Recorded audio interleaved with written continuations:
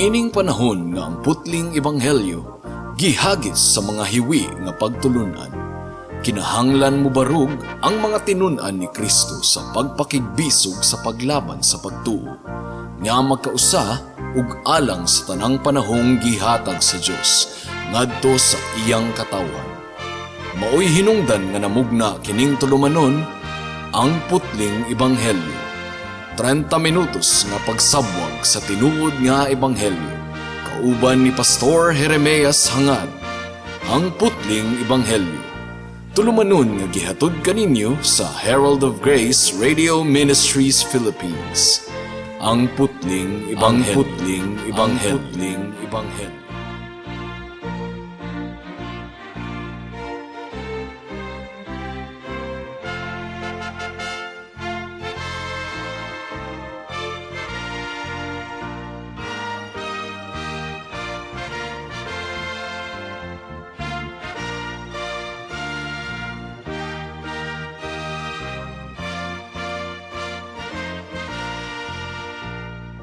Mayong hapon, Dapitan City, Dipolog City, Zamboanga del Norte, Zamboanga Sibugay, Misamis Occidental ug kutob sa tanang gidala sa Ginoo sa pagpaminaw niining atong programa nga giuluhan og ang putling ebanghelyo.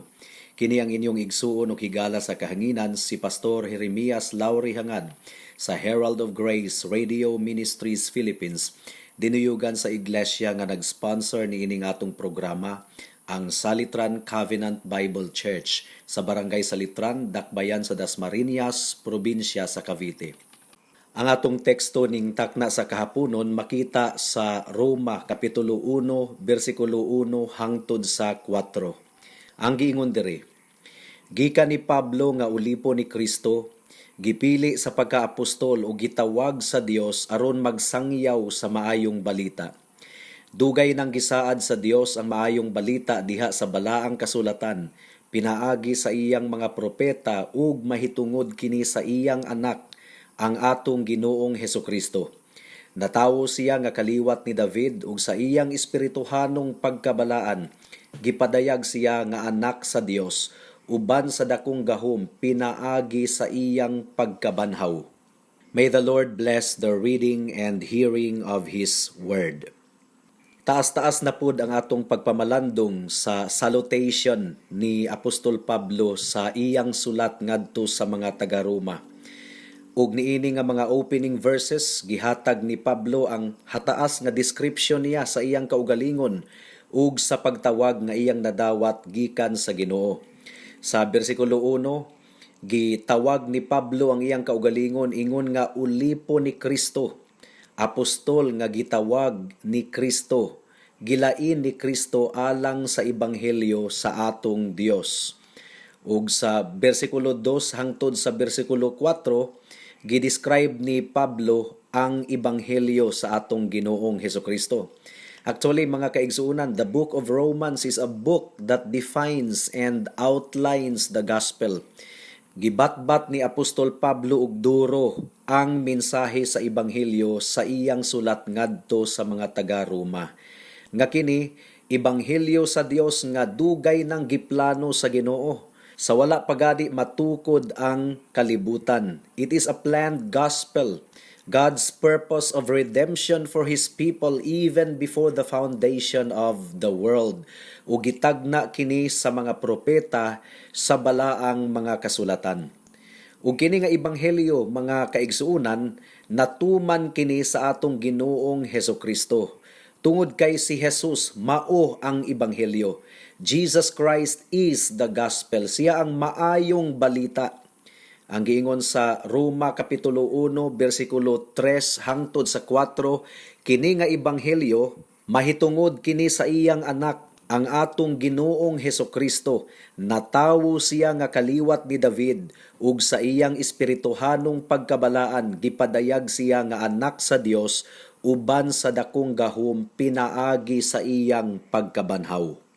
So makita nato dinhi mga kaigsuunan nga ebanghelyo kini or maayong balita mahitungod sa kamatayon sa atong Ginoong Hesukristo, ingon nga sakripisyo or halad alang sa kasalanan sa mga katawhan. Ug dugang pa ebanghelyo usab kini nga naglarawan sa pagkabanhaw sa atong Ginoong Hesukristo. Ug ebanghelyo kini nga naglarawan usab sa walay sukod nga gahom sa atong Ginoong Hesukristo ug nga siya gibayaw karon ug naglingkod sa tuong kamot sa Dios ug naghari ingon nga Dios sa tanang mga Dios ug hari sa tanang mga hari. Ningtakna sa kahaponon mga kaigsuunan, mag-focus kita sa atong pamalandong sa lain na usab nga importanteng elemento sa ebanghelyo kining nahasulat sa bersikulo 3 kining giingon diri concerning his son Jesus Christ our Lord. Ang atong Ginoong Hesukristo mao ang atong Ginoo or Dios, Lord. Jesus Christ is our Lord. Unsa may but ipasabot ni ining Lord, mga kaigsuunan, the lordship of the Lord Jesus Christ. Kung wala si Kristo, walay ebanghelyo. Kay ngano man unsa may giingon diri sa Buhat kapitulo 4 bersikulo 12, paminawan ninyo. Ang kaluwasan makaplagan lamang diha kaniya, kay dinhi sa kalibutan wala nay laing ngalan nga gihatag sa Dios ngadto sa katawhan nga maoy makaluwas kanato. So klaro gayud kaayo mga kaigsuunan, mga kahigalaan nga wala na gyoy laing ngalan nga gihatag nga makaluwas kanato, ang ngalan lamang sa atong Ginoong Hesukristo. Apan adunay titulo mga kahigalaan nga dili gayud pwedeng mahimulag sa ngalan ni Hesukristo. Kining titulo nga Dios or Ginoo, or in English pa, Jesus Christ our Lord. Kining titulo nga si Kristo Dios, giisip kini siya ingon nga pinakakaraan ug pinaka-basic nga statement of the Christian faith. One of the earliest Christian creeds, Jesus Christ is Lord. Human sa pagkayab ni Jesus ngadto sa langit, milingkod siya sa iyang trono sa kahimayaan ug karon naghari si Kristo uban ang tibuok nga awtoridad ug pagdumala. Now ang tanang mga magtotoo ni Kristo willing gayud kaayo ug malipayon gayud kaayo nga magpasakop sa awtoridad sa atong Ginoong Hesukristo. Paminawan ninyo ang testimonyo sa balaang kasulatan mahitungod sa Lordship of Christ or pagka-Diyos sa atong Ginoong Hesukristo. Buhat kapitulo 2 bersikulo 36 ang giingon diri. Busa ang tanang mga tawo sa Israel kinahanglan nga masayod gayod nga kining maong Hesus nga inyong gilansang sa krus gihimo sa Dios nga Ginoo ug Mesiyas. Ug mas gipalapad pagayod kini ni Apostol Pablo sa Pilipos kapitulo 2 bersikulo 9 hangtod sa 11. Paminawan ninyo mga kahigalaan. Tungod niini gituboy siya sa Dios ngadto sa kinatas-ang dapit sa kalangitan ug gihatagan siya ngalan nga labaw sa tanang ngalan. Busa mangluhod ang tanang binuhat nga atua sa langit, sa ibabaw sa yuta ug sa ilalom sa yuta sa pagpasidungog sa ngalan ni Jesus ug ang tanan magsangyaw nga si Hesukristo mao ang Ginoo alang sa himaya sa Dios Amahan. So nakita ninyo mga kahigalaan, Jesus Christ is Lord. Si Hesukristo Dios, si Hesukristo Ginoo. It means that Jesus Christ is God. Nganuman, tungod kay ang Septuagint, basin og first time pa ninyong nakadungog ni ining pulong nga Septuagint. Kining Septuagint mga kahigalaan, Griego kini nga translation sa Old Testament. Kay nga noon sa maday ang pinulungan sa Old Testament, Hebreohanon nga pinulungan, Hebrew language. Now gitranslate kini into Greek ug ang tawag ni adto nga translation Septuagint. Ug ang translation sa Septuagint sa Jehovah or Jehovah kining pulo nga Kurios. Usbon ko mga kahigalaan, technical kini, ang translation sa Jehovah sa Griego kining pulo nga Kurios. So Jehovah is equivalent to Kurios in Greek. Now amazingly, Ang tanang mga nagsulat sa bag-ong tugon, sila Pedro, sila Santiago, sila Pablo, they were guided by the Holy Spirit.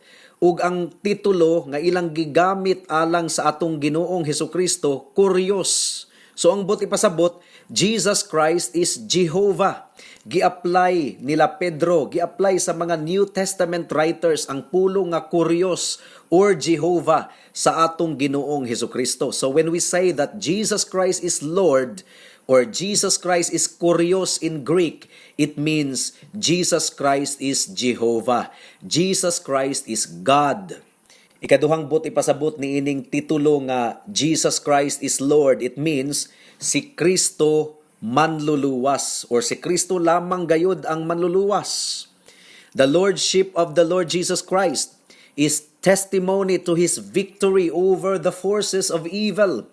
Gitumban na sa mga tiil ni Kristo ang tanang puwersa sa pagkadautan. Buhat Kapitulo 2, versikulo 34 hangtod sa 36. Paminawan ninyo mga kahigalaan.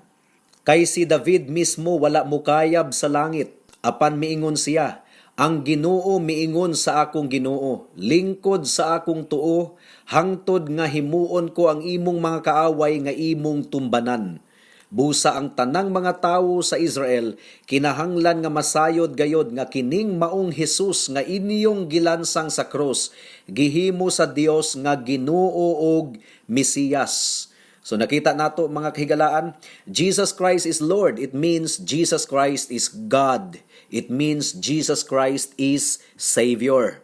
Naida kong grupo diri sa Pilipinas nga dili mutuo nga si Kristo Dios, kundili tawo lamang. Wala sila makakita niini nga pagtulunan, hinaot nga ablihan sa Ginoo ang ilang mga mata. Kinahanglang pagadawaton gayud nato nga si Kristo Dios, tungod kay kung tawo lang si Kristo, wala siya gahom sa pagluwas kanato. Pero kung Dios si Kristo, buot ipasabot niini ang iyang dugo balaan, ang iyang sakripisyo dito sa cross alang sa mga makasasala, balaan, nakatagbaw sa hustisya sa atong Ginoo. Dili lang pud si Kristo Dios, nahimo pud siyang tawo, aron qualified siya nga mahimong representante nato ingon nga mga makasasala nga nanginahanglan og Dios og manluluwas. Usbon ko mga kahigalaan, nalukop ang Biblia sa deklarasyon nga si Kristo Dios, nga si Kristo Ginoo. Now, daghang mga tawo nga gusto nilang dawaton si Hesukristo ingon nga manluluwas, pero dili ingon nga Dios. Gusto lang nilang maluwas gikan sa silot sa impyerno, pero dili nila gustong maluwas gikan sa pagkaulipon sa sala. Tungod kay kung si Kristo dili nato Dios, kung si Kristo dili nato hari, but pasabot, si Satanas mao ang atong hari. Ang kasalaanan mao ang atong agalon. So when we say Jesus Christ is Lord and Savior, isip Dios, siya ang atong amo, siya ang atong hari, siya ang masunod sa atong kinabuhi. Kaya ang kamaturan mga kahigalaan, mao kini, nga kung wala nato ilha nga si Kristo mao ang atong Dios, dili pud siya nato tinuod nga manluluwas. No lordship, no salvation. Klaro kaayo ang giingon sa Roma Kapitulo 10, versikulo 9. Paminawan ninyo mga kahigalaan. Maluwas ka kung ipahayag mo nga si Jesus mao ang Ginoo, ug sa kinasingkasing mutuo ka nga gibanhaw siya sa Dios. So nakita ninyo, ang pagkamanluluwas sa atong Ginoong Hesukristo sumpay gayud kaayo sa iyang pagka-Dios. If Jesus Christ is not your Lord, then He is not your Savior. Paminawan ninyo ang Jeremias Kapitulo 31, versikulo 33. Ang giingon diri, inigabot ni adtong panahona, mao kini ang kasabutan nga himuon ko uban sa katawhan sa Israel. Ibutang ko ang akong sugo sa ilang kaisipan, ug isulat ko sa ilang kasing-kasing, ug mahimo ako nga ilang Dios, ug sila akong katawhan. Ako ang Ginoo ang nagsulti niini. So nakita ninyo mga kahigalaan, ang ilhanan di ay sa mga nahasakop sa bag-ong kasabutan, mao nga gisulatan sa Ginoo ang ilang kasing-kasing ug hunahuna sa iyang mga balaod, sa iyang mga sugo. So ang pangutana, alang sa matag usa kanato ning takna sa kahaponon. Si Kristo ba ang imong Dios? Si Kristo ba ang imong amo? Kung si Kristo ang atong Dios, kinahanglan kini og pamatuod. Usbon ko mga kaigsuunan, if the Lord Jesus Christ is not our Lord, then He is not our Savior. So, unsa may pagpamatuod nga si Kristo, tinuod gyud nato nga Dios, tinuod gyud nato nga Hari, tinuod gyud nato nga agalon. Well, adunay unom kabutang, but I don't think we will be able to finish discussing these 6 implications about the Lordship of Jesus Christ this afternoon. Let us cover as far as we could go. Una, kung si Kristo mao ang atong Dios, kinahanglang siya ang hari sa atong mga panghuna-huna. If Jesus Christ is your Lord, He must be Lord of your thinking. Jesus Christ must be the Lord of your mind. Kay nga naman, kung si Kristo mao ang imong Dios ug hari, kinahanglan siya mao'y imong magtutudlo. Matthew chapter 11 verse 29, paminawan ninyo ang giingon ni Jesus dire. Isangon ang akong yugo ug sundan ninyo ako kay malumo ako ug mapaubsanon sa espiritu ug makapahulay kamo. Ang buot ipasabot ni ining sundan ninyo ako, learn of me. Kinahanglan kuno nga makakat-on kita sa atong Ginoong Hesukristo. So if Jesus Christ is our Lord, He must be our teacher. Kinahanglang siya ang maghari sa atong isipan. Kinahanglang siya ang maghari sa atong panghuna-huna.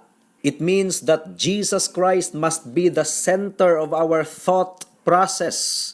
For example, sa pagkamapainobsanon, unsa may giingon sa Pilipos kapitulo 2 bersikulo 5. Ang giingon diri, angay ninyong batunan ang huna-huna nga gibatunan ni Kristo Jesus nga mao kini. So you see, our mind must be conformed to the mind of Christ.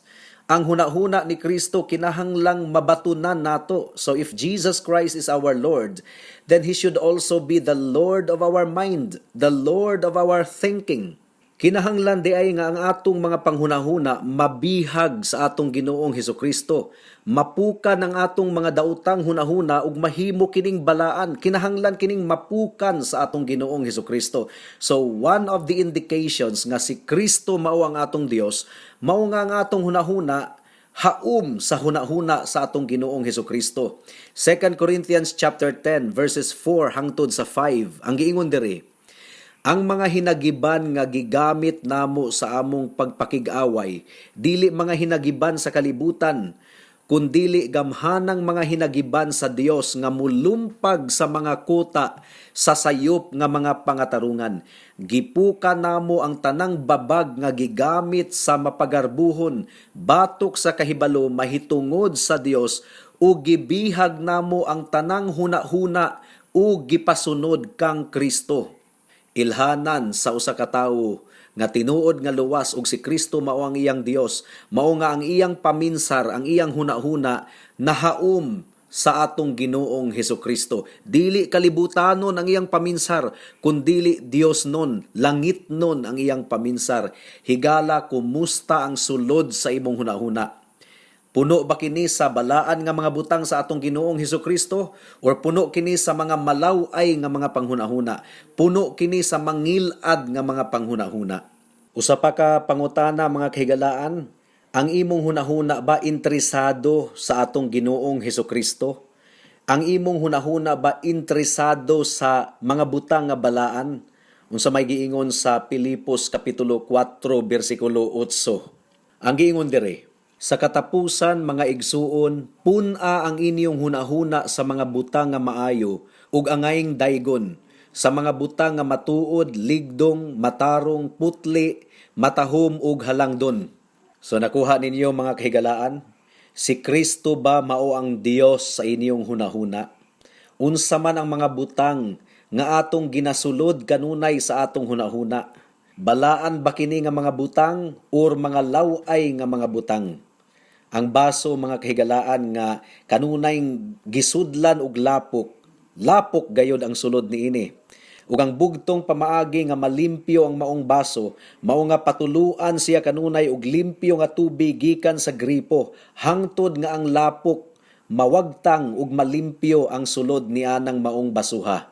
ang atong hunahuna basin og napuno sa mga lapok, mga laway nga mga butang, mga makasasala nga mga butang, kinahanglang malimpyuhan kini pinaagi sa pagsulod niini og limpyo nga butang gikan sa pulong sa Ginoo.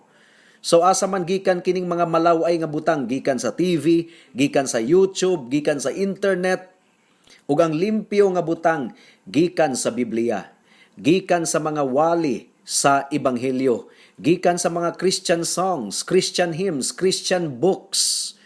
Igsuon diha kang Kristo. Kumusta ang imong hunahuna? Kumusta ang imong gitula sa imong hunahuna? Kumusta ang imong gisulod sa imong hunahuna? Do na ba kay interest sa biblical truth? Do you have an interest in being conformed to the mind of the Lord Jesus Christ? Well, mga kaigsuunan, kung pasagdahan kita sa atong kaugalingon, kung wala ang grasya sa Ginoo nga nagpanglihok sa tinuod niyang mga katawhan, matakdan gayud kita sa pamaagi niining kalibutana. Apan ang tinuod nga Kristohanon naningkamot gayud nga ang iyang hunahuna mahaum sa pagkabalaan sa atong Ginoong Hesukristo. Ikaduhang aplikasyon sa kamatuoran sa pagka-Dios sa atong Ginoong Hesukristo, dili lang kay Dios si Kristo sa atong hunahuna, kinahanglan Dios pud siya sa atong kabubuton. It isn't only what you believe that matters, mga kaigsuunan. It is how you behave. Ang tinuod nga magtutuo, nagpasakop or nagpailalom sa kabubuton sa atong Ginoong Hesukristo ug iyang gisunod ang iyang kabubuton. Ang pangutana niini higala, kinsang kabubuton ang nasunod sa imong kinabuhi? Kabubuton nimo or kabubuton sa atong Ginoong Hesukristo? Ang mga sugo sa Ginoo dili pwedeng i-compromise, mga kahigalaan. Unsa may giingon diri sa unang Juan kapitulo 2 bersikulo 3 hangtod sa 5, ang giingon diri, kung tumano nato ang mga sugo sa Dios, mapaniguro nato nga nakaila kita kaniya. Kung may muingon nakaila ako sa Dios, apan wala magtuman sa iyang gisugo, bakakon kanang tawhana ug wala kaniya ang kamatuoran. Apan ang nagtuman sa iyang sugo, nahingpit diha kaniya ang gugma sa Dios. Mahibaluan nato nga nagkinabuhi kita sumala sa kabubuton sa Dios pinaagi niini. Ang nag-ingon nga siya anaa sa Dios, kinahanglan magkinabuhi sama kang Hesukristo. So ang pangutana niini higala, naningkamot ka ba nga musunod sa mga sugo sa atong Ginoong Hesukristo? Dili aron maluwas, kundili isip pagpamatuod nga tinuod ikaw nga giluwas. Tinuod ikaw nga tawo sa atong Ginoong Hesukristo nga giluwas niya pinaagi sa iyang grasya, kinahanglan og ebidensya. Sumala sa akong giingon ni adtong miaging mga semana, kung muingon ako nga gilabhan na nako kining akong t-shirt pero kung walay ebidensya, kung hugaw gihapon kaayo ang akong t-shirt, walay pulos ang akong pag-ingon nga ako nang gilabhan kini. Kung ikaw muingon nga giluwas ka na ni Kristo, kaluwasan gikan sa kasalanan. Kung ikaw muingon nga nahugasan ka na sa dugo ni Hesukristo, gilimpyuhan ka na ni Kristo, kinahanglan adunay ebidensya. Kinahanglang makita sa atong panghuna-huna, sa atong kabubuton, sa atong pagsunod sa atong Ginoong Hesukristo. Ang giingon ni Jesus Christ, if you love me, keep my commandments. Ang tinuod nga nahugasan, ang tinuod nga pinasaylo, adunay ebidensya sa pagkabalaan nga atong makita sa iyang kinabuhi. If anyone is in Christ, he is a new creation.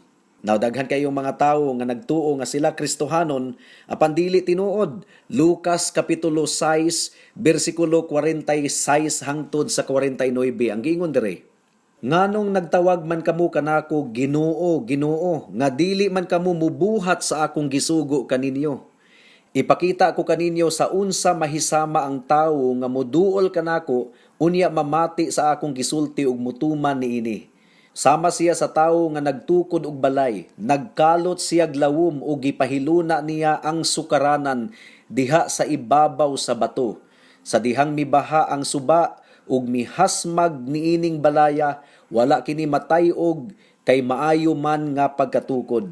Apan ang tawo nga namati sa akong gisulti ug dili mutuman niini mahisama sa usa ka tawo nga nagtukod og balay diha sa yuta nga wala niya butangig sukaranan. Sa dihang mihasmag niini ang baha, napukan dayon kini ug hingpit ang pagkagunob sa maong balay. So you see, si Kristo na gayod mismo ang nag-ingon nga ang ebidensya nga Ginoo nato siya or Dios nato siya mao nga mubuhat kita sa iyang gisugo kanato. If you love me, keep my commandment, says the Lord Jesus Christ. Mao nga hinaot nga pamalandungan nato kini ning takna sa kahaponon mga kahigalaan. Hinaot nga aduna gayoy makitang evidence or kamatuuran or pagpamatuod sa atong kinabuhi nga si Kristo gayod mao ang atong Dios. Siya ba ang nagdumala sa atong hunahuna? Siya ba ang nagpuno sa atong hunahuna? Ang atong hunahuna ba puno sa pagkabalaan or puno sa pagkadautan? Hinumdumi nga sa adlaw sa paghukom mga kahigalaan, dili lang ang atong buhat ang hukman sa Ginoo, kundili ang sulod usab sa atong kasing-kasing ug hunahuna. Ang kasalanan dili lamang kasalanan sa buhat, kundili kasalanan sa kasing-kasing ug hunahuna. Matod pa sa Matthew chapter 5 verse 21 hangtod sa 22. Dili lang ang pagpatay, aktual nga pagpatay. Ang giingon ni Jesus, kung ikaw nagdumot sa imong isig katawo, gipatay na nimo siya sa imong kasing-kasing. So ang kasalanan, dili lang sa aktual nga pagbuhat sa sala, kundili ang sulod sa atong gibati, sulod sa atong dughan, sulod sa atong kasing-kasing. Ug ang giingon sa Matthew chapter 5 verse 27 and 28, dili lang di ay ang aktual nga pagpangabit ang sala mga kahigalaan, kundili kung nagtan-aw kuno kita sa babae nga adunay kahidlaw sa atong kasing-kasing or kaulag sa atong kasing-kasing, nangabit na di ay kuno kita sa atong kasing-kasing, nang lapas na kuno kita sa atong kasing-kasing. So meaning to say, ang hukman sa Ginoo dili lamang ang atong binuhatan, kundili ang sulod sa atong kasing-kasing ug hunahuna. The point is, kung si Kristo mao ang atong Dios, dili lang siya Dios sa panggawas, kundili Dios sa pangsulod. Dios siya sa atong kasing-kasing ug hunahuna. Pamalandungi kini mga kahigalaan. Now, the bad news is that wala kitay mahimo aron usbo nato ang atong kasing-kasing ug hunahuna. Wala kitay mahimo aron bag-uhon nato ang atong kasing-kasing ug hunahuna. Mao kana ang bad news. Apan ang good news is that Jesus Christ came to seek and to save the lost. Ug ang pagpamatuod niini, ang kriminal nga kauban nga gilansang ni Kristo didto sa cross sa Kalbaryo. Sa buntagan pa, apil siya sa nagbugal-bugal ni Kristo. Apil siya sa nagpasipala sa atong Ginoong Hesukristo. Apan sa pagkahapon, mikalit og kabag-o ang iyang kasing-kasing. Which is impossible kung gipasagdahan tong kriminala sa atong Ginoo. Imposibleng mabag-o ang iyang kasing-kasing, pero nabag-o ang iyang kasing-kasing. Iyang giingnan ang iyang kaubang kriminal. Wala ka pa ba mahadlok sa Dios? Gilansang ta dinhi gumikan kay makasasala ta, apan kining tawhana walay sala. Ug dayon miingon siya, Ginoo, hinumdumi ako kung atua na ikaw sa imong paraiso. Ug unsa may saad sa Ginoo kaniya, karon mismo dadon ko ikaw sa akong paraiso. Ang kriminal, higala, nga hugaw kaayo ang kasing-kasing, hugaw usab ang binuhatan, gipasaylo sa Ginoo, gilimpyuhan sa Ginoo. In the same way, kung imong angkunon nga ikaw makasasala, kung imong ilhon nga hugaw ikaw, wala ikaw mahimo aron luwason nimo ug limpyuhan nimo ang imong kaugalingon, ug kung mudangup ikaw kang Kristo lamang, maluwas gayud ikaw sama ni adtong kriminal. Busa duol kang Kristo karon, hinulsuli ang imong sala ug salig lamang kaniya sa iyang dugo nga giula didto sa cross sa Kalbaryo alang sa imong kaluwasan. Nabuhata kini karon dayon kay basin ug ugma ulahi na ang tanan. Hangtod din hilang kita taman sa atong pamalandong ning takna sa kahaponon tungod kay wala na kitay oras pa. Ako kamong padayon nga giimbitar sa pagpaminaw sa atong programa sa matag Sabado, alas 4 hangtod sa alas 4:30 sa hapon dinhi sa Radyo Bibo. Daghang salamat. Alang sa dugang nga mga pangutana, mahimong mo text kang Pastor Jeremias hangad sa 0935 744 3030.